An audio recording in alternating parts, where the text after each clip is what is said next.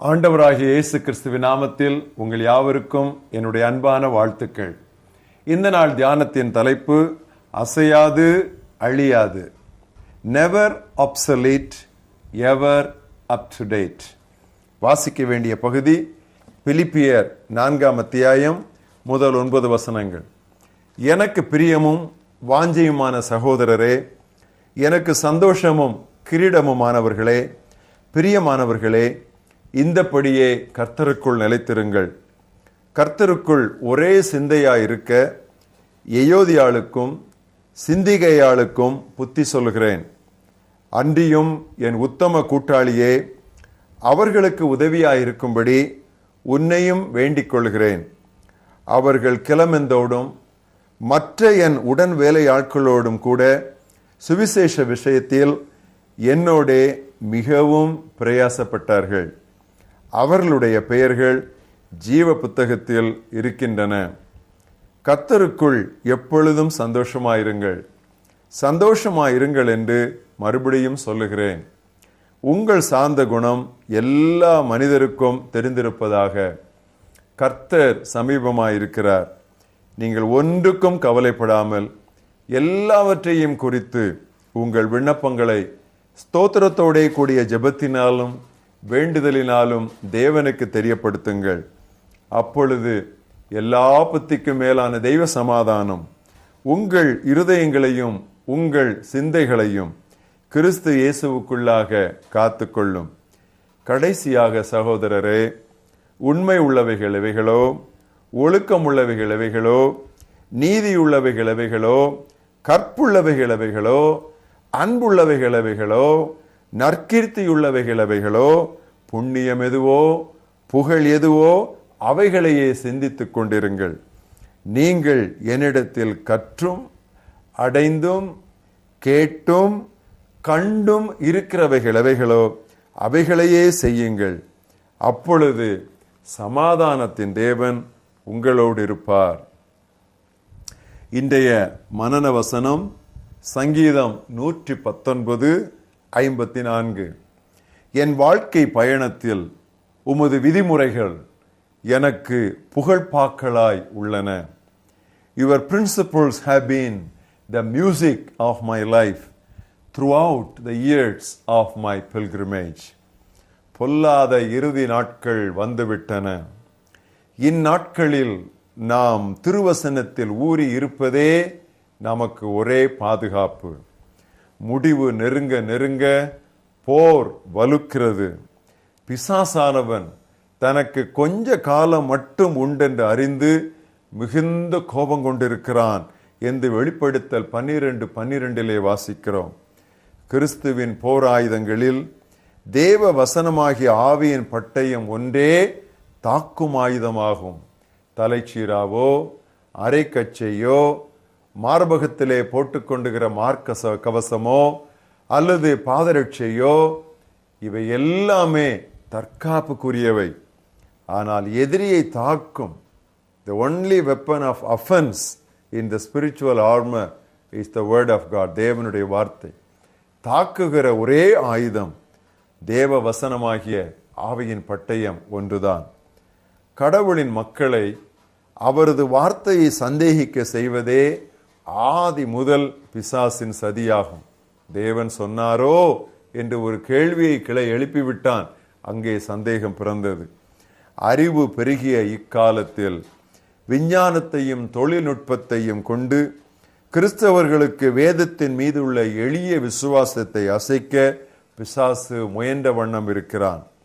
வேதம் பிரதானமாக ஒரு விஞ்ஞான புத்தகம் அல்ல, ஆனால் சரியான விஞ்ஞானம் அதற்கு ஒத்தே இருக்கும். The Bible is not a science book, but it is perfectly scientific. மனித அறிவு அழியும், இறைவார்த்தையோ என்றென்றும் நிலை நிற்கும். இதோ ஒரு திருவசனம். 1 பேதுரு 1ஆம் அத்தியாயம் 24-25 வசனங்கள். மாம்சமெல்லாம் புல்லை போலவும் மனுஷருடைய மகிமையெல்லாம் புல்லின் பூவை போலவும் இருக்கிறது. புல் உலர்ந்தது, அதன் பூவும் உதிர்ந்தது. கர்த்தருடைய வசனமோ என்றென்றைக்கும் நிலைத்திருக்கும். உங்களுக்கு சுவிசேஷமாய் அறிவிக்கப்பட்டு வருகிற வசனம் இதுவே. பிரியமானவர்களே, இந்த நாட்களிலே இளைஞரும் முதியோரும் எப்பொழுது பார்த்தாலும் ஒரே டென்ஷன், மன இறுக்கம் என்கிறார்கள். வாழ்க்கை எளிமையாயிருந்த முற்காலத்தில் இதையெல்லாம் கேள்விப்பட்டது யார்? திருவசனம் மட்டுமே அமைதி, சமாதானம் நமக்கு தரும். ஏனெனில் திருவசனமே உண்மை உள்ளது, திருவசனமே ஒழுக்கம் உள்ளது, திருவசனமே நீதி உள்ளது, கற்புள்ளது, அன்புள்ளது, நற்கீர்த்தி உள்ளது. திருவசனமே புண்ணியமானது, புகழுடையது. நமது மனது அதை சிந்தித்துக் கொண்டே இருக்கும் பொழுது நாம் இப்பொழுது வாசித்தது போல் தேவ சமாதானம் நம்மோடு இருக்கும், சமாதானத்தின் தேவனும் நம்மோடு இருப்பார். The peace of God shall be with us and the God of peace shall be with us also. எப்பொழுது களங்கமற்ற இந்த திருவசனத்தையே நாம் சிந்தித்துக் கொண்டிருக்கும் பொழுது. வாழ்வின் எத்துறையிலும் பிரச்சனைகளும் கவலைகளும் எவ்வளவுதான் அத்துமீறிய வண்ணம் இருந்தாலும், நாளாக ஆக இருள் அதிகரித்துக் கொண்டே இருந்தாலும், பிரியமானவர்களே, நமது நோய்க்கு சங்கீதக்காரன் தருகிற கைமருந்து இதோ. 119 சங்கீதம் 92 உமது வேதம் எனது மனமகிழ்ச்சியாய் இராதிருந்தால் என் துக்கத்திலே நான் அழிந்து போயிருப்பேன். அப்படியே 54 நான் பரதேசியாய் தங்கும் வீட்டிலே உமது பிரமாணங்கள் என்னுடைய சங்கீதங்களாயின, கீதங்களாயின.